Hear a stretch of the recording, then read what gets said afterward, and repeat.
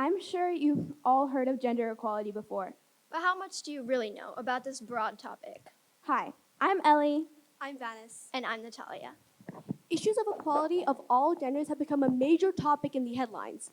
All over the internet, lots of people stand up for women's rights and give their ideas on this topic, forming another discussion on how society and yourself view your gender and how equality should be normalized. So, what's gender identity? It's a person's sense of self and gender. It's each person's sense of being a woman, a man, both, neither, or anywhere along the gender spectrum. After knowing a little bit about what gender identity is, I would like to talk about how society views these different identities. The perspectives and attitudes could be pretty complex in these situations, and the actions of discrimination. Identifying the main issues of gender equality is like our first step towards success. There are a few things I think has a reason to be stated and addressed. First up is gender bias towards education. To make this clear and easy, the action of bias is when teachers and schools socialize girls to a more feminine ideal. For example, being neat and more expected self-management and control, whereas boys are praised to be active and more independent towards certain things. Putting our focus on issues globally, in 2022, there are almost 130 million girls not registered for school. And due to research, half of them are from crisis-damaged countries. To wrap up my introduction to the issues of gender equality is how there are more single-gender schools for boys, but why more girls are enrolled. This is because girls' schools aim for educating girls separately, knowing that this will lead to higher academic achievements, leading that to greater diversity, an area for enchanted career progression, and finally, but most importantly, stronger resilience. Speaking of school, because of second step, I'm sure you've all heard of stereotypes before and how they can affect people. However, today we're going to dive deeper into how the people who are being stereotyped are feeling and how it can affect their lives. Who recognizes these signs? That's right. These are the women's and men's restroom logos. Well, did you ever think about how the women's logo is wearing a dress and how the men's logo is wearing pants and a t-shirt? How do you think that represents young girls and influences women? Well, and for the men in Scotland don't just wear pants. They also wear traditional clothing called kilts. I think that we should change the bathroom logos to the female and male symbols. Now let's talk about social media. I'm sure you all have some sort of social media app and have heard about how social media can ruin your lives. Well, sometimes that can be very true. 48% of people aged 18 to 29 get most of their news from social media.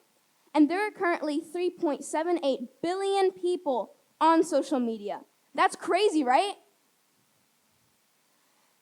There are many controversial stereotypes that were implied in newspaper ads and articles, such as women had to be skinny and wear makeup to be pretty, men had to be manly and strong, women belonged in kitchens and taking care of kids. As much as that is a problem on its own, these stereotypes can also inflict mental health issues, such as creating concerns about body images, eating disorders, and loneliness. Research shows that from a young age, children are influenced by the stereotypes that media presents to them. And even worse, 46% of media reinforces these stereotypes, and only 4% clearly challenge them. 1 in 5 experts interviewed by media are women. This is a huge problem. Don't you agree? How are we supposed to solve the rest of the world's problems if we can't even solve our own first? Gender stereotypes may seem okay at first, but they can often lead to more threatening forms, such as gender discrimination. Gender discrimination is where a person is treated differently or badly because of their gender.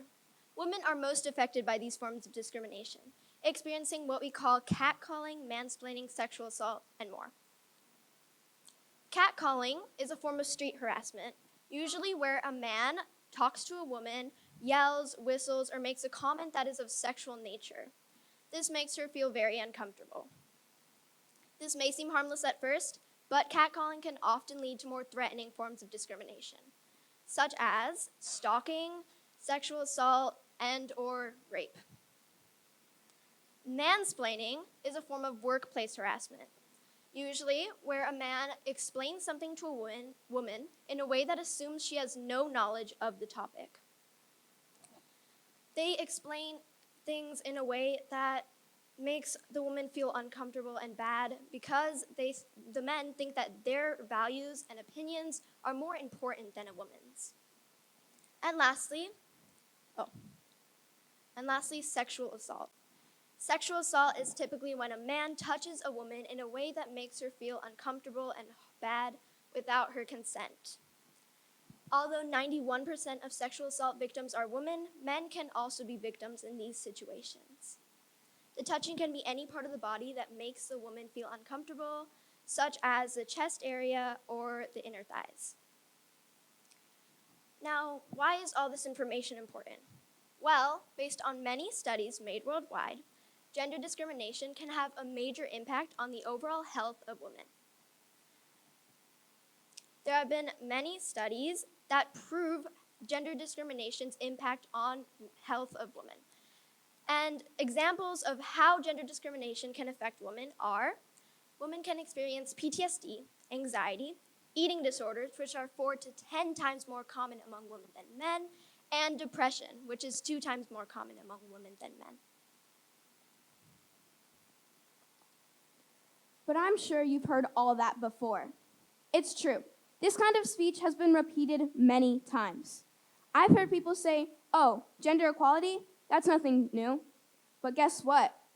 We're all still here. This only means one thing: nothing has changed. Why is that? Well, let me tell you. Society is still enforcing stereotypes. We're not letting society adapt to us, we're adapting to society. We're still enforcing all these stereotypes we talked about today. We're listening to others, but not truly hearing what they have to say. And most importantly, we're not taking enough action. Hi, I'm Ellie. I'm Vanis. And I'm Natalia.